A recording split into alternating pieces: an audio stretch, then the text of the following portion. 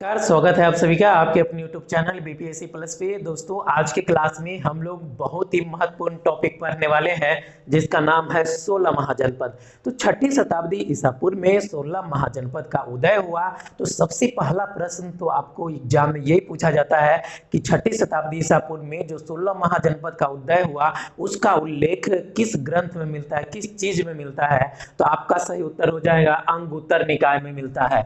ये अंगुत्तर निकाय क्या है? तो ये आपका बौद्ध ग्रंथ है। ये बौद्ध ग्रंथ है और इसी बौद्ध ग्रंथ अंगुत्तर निकाय में 16 महाजनपद की चर्चा मिलता है। और इन 16 महाजनपद में से 3 महाजनपद बिहार में स्थित थे और वर्तमान में देखेंगे कि उसका कौन कौन से क्षेत्र आते हैं। ऐसे भी प्रश्न पूछे जाते रहे हैं। तो पहला प्रश्न तो ये पूछता है कि किस महाजनपद की राजधानी कहाँ थी, और उसके बाद पूछता है कि उसका जो है वर्तमान आधुनिक क्षेत्र जो है कौन है जो उस समय उस महाजनपद में स्थित था। तो आइए हम लोग शुरुआत करते हैं 16 महाजनपद को कैसे याद करेंगे और फिर इसका राजधानी कैसे याद रखेंगे और किस प्रकार से इसको एलिमिनेट करके भी इसको आंसर लगाया जा सकता है। कई बार क्या होता है कि आपको 16 में से अगर 10 भी याद है तो फिर आपका सही आंसर निकल जाते हैं। तो जो इम्पोर्टेंट है उस पे हम टिक लगाते चलेंगे कि जो सबसे ज्यादा वीवीआई है वो देखेंगे। तो बीपीएससी के लिए 3 महाजनपद सबसे ज्यादा वीवीआई है, जिसमें कि आपका मगध महाजनपद, अंग महाजनपद और वज्जी महाजनपद है। तो आइए हम लोग शुरुआत करते हैं। सबसे पहला हमारा है वज्जी महाजनपद। वज्जी महाजनपद की राजधानी कहाँ था? तो वज्जी महाजनपद की राजधानी आपका वैशाली, वज्जी महाजनपद की राजधानी याद रखिएगा वैशाली था। और वर्तमान में वज्जी महाजनपद के कौन कौन से क्षेत्र शामिल है, यानी आधुनिक क्षेत्र कौन सा है जो वज्जी महाजनपद में शामिल था? तो वर्तमान के जो गंगा नदी है, गंगा नदी के उत्तर में यानी बिहार में गंगा नदी के उत्तर में स्थित वैशाली, मुजफ्फरपुर, दरभंगा, सीतामढ़ी, शिवहर तथा इसके आसपास के क्षेत्र वज्जी महाजनपद के अंतर्गत आते थे। और उस समय छठी ईसा पूर्व में ही विश्व की पहली जो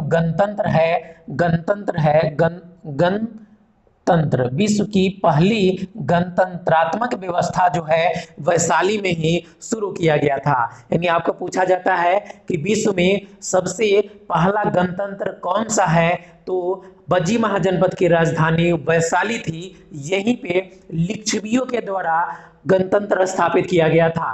तो आपके ऑप्शन में या तो वैशाली देगा या फिर लिच्छवी देगा, तो आप इस प्रकार से इसको सही कर सकते हैं। चलिए दूसरा देखते हैं कि दूसरा नंबर महाजनपद पे हमारा जो इम्पोर्टेंट है मगध महाजनपद। उस समय के सबसे शक्तिशाली महाजनपदों में से एक मगध महाजनपद। इसकी राजधानी की बात करें तो हाल ही में बीपीएससी के द्वारा पूछा गया था कि निम्नलिखित में से मगध महाजनपद की प्रथम राजधानी कौन सी थी। हालांकि उसमें ऑप्शन में नहीं दिया गया था, लेकिन आपको याद रखना है कि मगध महाजनपद की राजधानी गिरिब्रज या राजगिरी था। तो गिरिब्रज या राजगिरी बीपीएससी के द्वारा पूछे गए पेपर में इसमें ऑप्शन में था ही नहीं, इसलिए इसका सही उत्तर बीपीएससी ने ई माना, क्योंकि ऑप्शन ही उसमें नहीं था, गलत उत्तर दिया हुआ था। तो कभी ये भी हो सकता है कि राजधानी का नाम दिया ही ना रहे। तो आपको जब तक सही पता नहीं रहेगा, यानी एक्यूरेट आप नहीं रहिएगा, तो इस प्रश्न का आप आंसर गलत कर दीजिएगा। तो आइए हम लोग देखते हैं ये अंग महाजनपद के बारे में। अंग महाजनपद की राजधानी याद रखिएगा कि अंग महाजनपद की राजधानी चंपा था। तो चंपा को आप ऐसे भी याद रख सकते हैं कि चंपा का जो अंग है वो अति सुंदर था। तो इस प्रकार से आप इसको याद रख सकते हैं।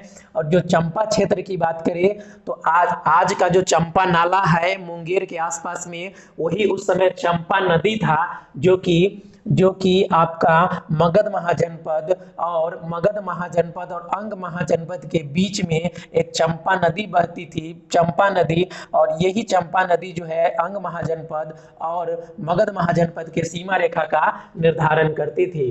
तो वर्तमान का जो क्षेत्र है अंग महाजनपद का, उसको याद रखिएगा भागलपुर और प्लस मुंगेर याद रखिएगा। भागलपुर और मुंगेर जो है आपका अंग महाजनपद के अंतर्गत उस समय आता था। इसके बाद देखिए एक प्रश्न आपका यहां से ये बन जाता है कि 16 महाजनपद में से बिहार में कितने महाजनपद स्थित थे। तो बिहार में टोटल कितने महाजनपद आपने पढ़ा, यानी ऊपर के 3 महाजनपद। यहां से मैं देखिए ये वाला, ये जो 3 महाजनपद आपने याद किया, वजी महाजनपद, मगध महाजनपद और अंग महाजनपद, तो ये 3 महाजनपद जो है आपका बिहार